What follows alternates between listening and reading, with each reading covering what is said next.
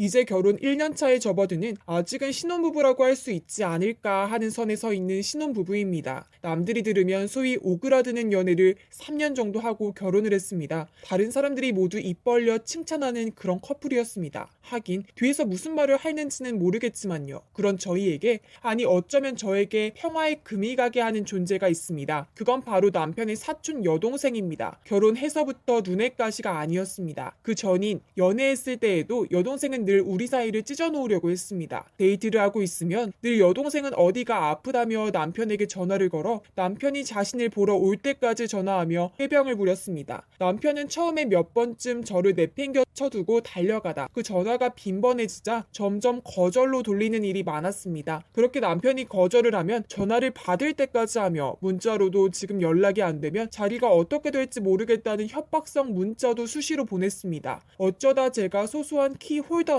재물을 불러온다는 전설의 동물을 조각한 비추 등을 매달아주곤 했는데 다음날이면 어김없이 다 끊어져 있거나 아예 사라져버리는 일이 부지기수였습니다. 저는 그래서 사촌 여동생이 어린아이인 줄 알았습니다. 제가 하도 사촌 동생을 궁금해하고 남편과 자주 연락하는 여자라는 사실에 질투도 하니 남편이 사촌 동생을 소개시켜준다는 말에 작고 깜찍한 아이를 상상했던 저는 실제 사촌 여동생의 모습을 보며 기함을 했습니다. 들어보니 사촌 동생과 남편은 4살 차이였고 사촌 동생은 성인이었던 것이죠. 커플링도 2번이나 남편이 잃어버렸는데 아마 그것도 여동생의 소행이 아닌가 하는 생각을 합니다. 막연하게 동생이 오빠를 좋아하는 감정으로만 생각했던 저에게 높은 하이힐에 짧은 치마를 입은 여동생이 기가 막히기만 했습니다. 함께 밥을 먹는데도 서로를 챙기며 어찌나 알콩달콩 하던지 남이 본다면 제가 이 커플의 인사를 받으러 온 줄 알지 않을까 싶을 정도였습니다. 여동생을 보내고 단 둘이 남았을 때에 저는 지금은 남편인 남자친구에게 사촌 여동생이 오빠를 좋아하는 것이 심상치 않다. 나는 너무 신경 쓰이고 더 이상 오빠와 여동생이 가까이 지내는 것이 싫다. 확실히 입장 표명을 했습니다. 남자친구도 그럴 일 절대 없다며 자신이 예전부터 너무나 예뻐해서 그런 것일 게 분명하니 선을 확실히 긋겠다며 저에게 굳은 약속을 했습니다. 그렇지만 뭔가 지울 수 없는 깨름칙한 느낌은 남아있어 계속해서 오빠의 여동생을 지켜보게 되었습니다. 그렇게 결혼 얘기가 오가며 상견례를 잡게 되었습니다. 당일날 부모님과 함께 간 자리에서 저는 허탈한 한숨을 내뱉을 수밖에 없었습니다. 네, 바로 그 사촌 여동생이 또 자리에 낀 겁니다. 제가 당황스럽다는 투로 사촌 동생분이 상견례로 오셨네요 하자 여동생은 그러면 안 되나요? 하며 물을 한 모금 삼켰습니다. 그렇게 식사를 시작하고 나서도 제가 잡은 상견례 레스토랑에 대해 여동생은 자꾸만 시비를 걸어왔습니다. 어르신들이 먹기엔 간이 너무 세다는 둥, 이런 요리는 간만 비싸지 먹을 것도 없고 버리는 것이 더 많다는 둥, 누가 봐도 억지스럽게 말을 이어가는 것이 티가 날 정도로 여동생은 화를 내고 있었습니다. 그것이 너무 심해지자 시부모님도 여동생의 옆구리를 찔러가며 그만하라고 말리셨습니다. 저는 끝까지 웃으며 상견례 자리에서 가장 좋은 평을 얻은 레스토랑이라 특별히 한 달 전부터 예약해 놓았다고 말했습니다. 여동생은 아무 말도 못하고 가만히 앉아있더군요. 결혼을 하고 나면 좀 괜찮아질까 생각했었는데 그것도 아니었습니다. 남편이 있는 시간에는 시시때때로 문을 두들겨 배고프니 끼니 좀 챙겨달라고 말했습니다. 처음엔 남편도 자신이 예뻐하는 동생이니 환대를 하며 저더러 밥상 좀 봐달라고 부탁했으나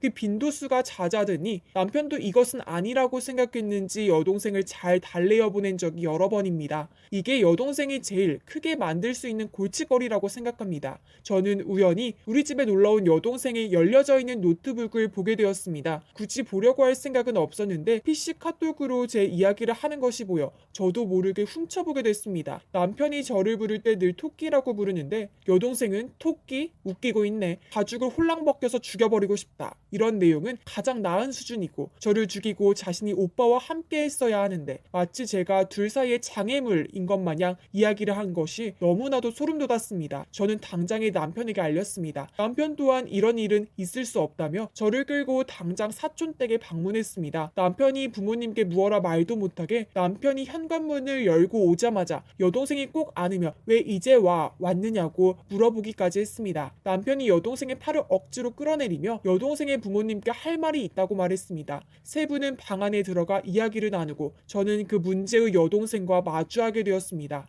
저 솔직히 언니가 오빠 와이프 행세하는 거 짜증나요. 행세가 아니지. 그냥 나는 와이프인 거야. 제가 오빠를 알고 오빠 사랑한 건 그쪽보다 더 오래됐거든요. 근데 어쩌지? 오빠가 사랑하는 건 네가 아니라 난데. 여동생은 제 말에 얼굴이 불그락 푸르락해서 화를 참지 못하는 듯 했습니다. 그런 작은 말에도 멘탈이 흔들리는 게 역시 어리긴 하구나 생각했습니다. 오빠 사랑하니? 네, 그쪽보다 훨씬 더요. 그렇다고 네가 오빠를 만나면 세상에서 누가 널 인정해줄까? 설령 잘 이루어졌다고 해도 너는 호적에서 오빠 이름 옆에 네 이름을 넣을 수도 없고 병원에 가도 넌 보호자가 될 수 없어. 이렇게 끔찍한 걸 지금은 모르겠지만 나이를 먹어선 알게 될 거야. 그리고 넌 내게 고마워하겠지. 그때 감사는 사양할게. 그냥 네 인생 교육 시킨 수업료라고 생각할게. 여동생은 입술만 깨물고 바들바들 떨었습니다. 그러다 남편과 사촌 부모님들이 나오시고 부모님들이 여동생만을 잡아먹을 듯이 쳐다보자 여동생은 기가 죽어 남편의 팔을 잡으려 하기에 제가 먼저 그의 팔을 붙잡아 끌면서 그럼 먼저 가보겠다고 말했습니다. 문 밖을 나서서 차를 탈 때까지 여동생은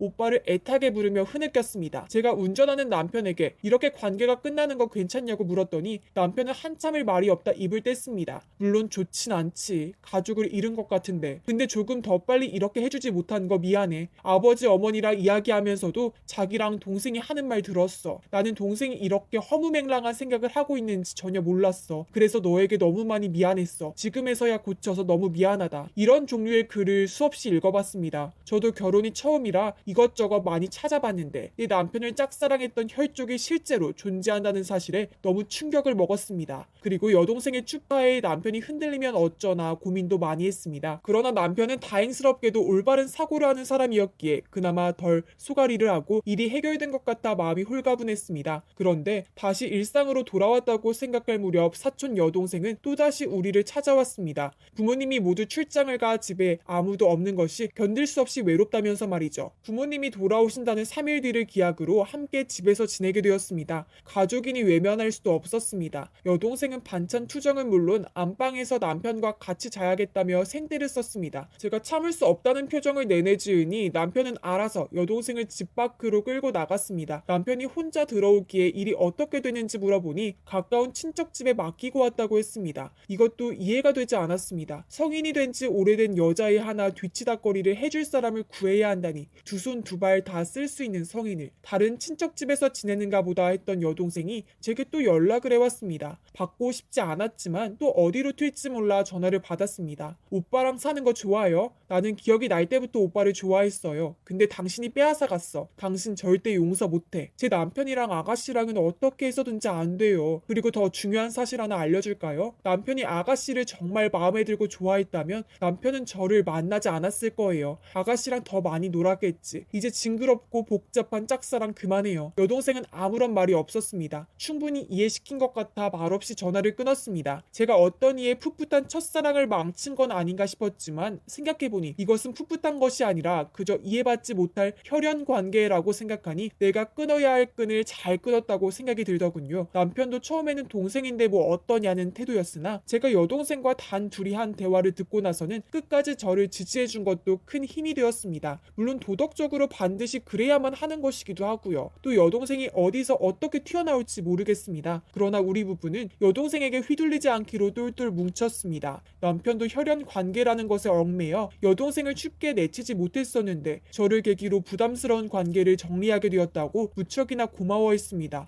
앞으로의 일은 함부로 결정을 내리는 것은 잘못된 행동이라고 생각하지만 그래도 여태까지 보낸 시간보다는 조금은 더 부드러운 진행 과정을 거치지 않을까 생각합니다.